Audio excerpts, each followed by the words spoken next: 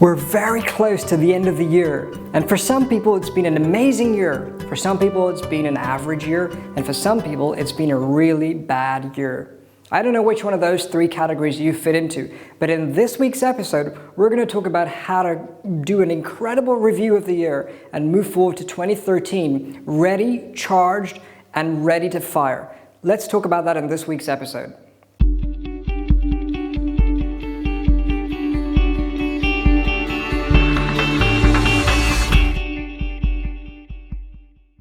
Welcome to Insider Internet Success.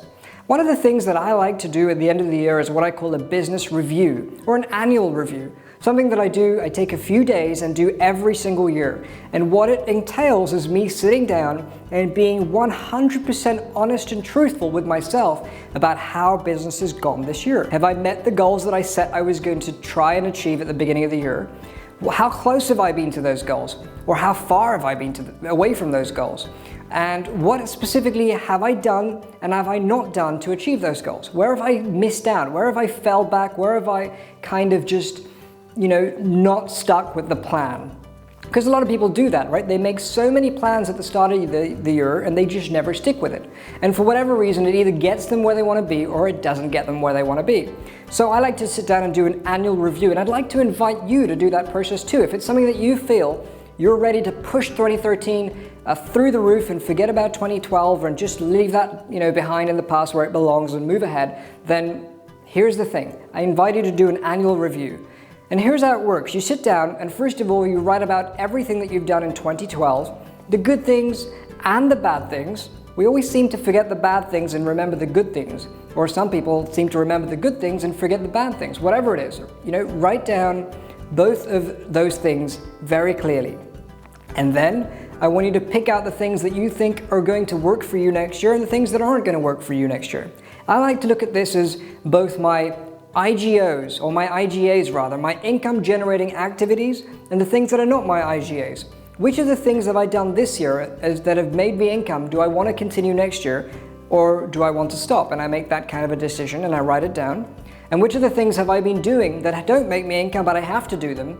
And which are the things that don't make me income and I've been doing them and I don't really need to do them. And you need to create all these different lists. And as soon as you do that, you have a good idea of what you need to do for next year. And then you sit down to draw up some real milestones, some goals. In the first 3 months, what do I want to achieve? In the second 3 months, what do I want to achieve? In the third 3 months, what do I want to achieve? And in the last quarter of the year, in 2013, what is it that I want to achieve? In totality, what is the kind of income I want? What are the number of clients? What are the kind of programs and products I want to sell? How do I want to market? What do I want to be known for? How do I want to share content? I sit down and I plan all these different things out in this stage 3 of the annual review. So stage 1, I list down all the good and the bad. Stage 2, I kind of think about what are the things I want to continue, what are the things I want to leave behind.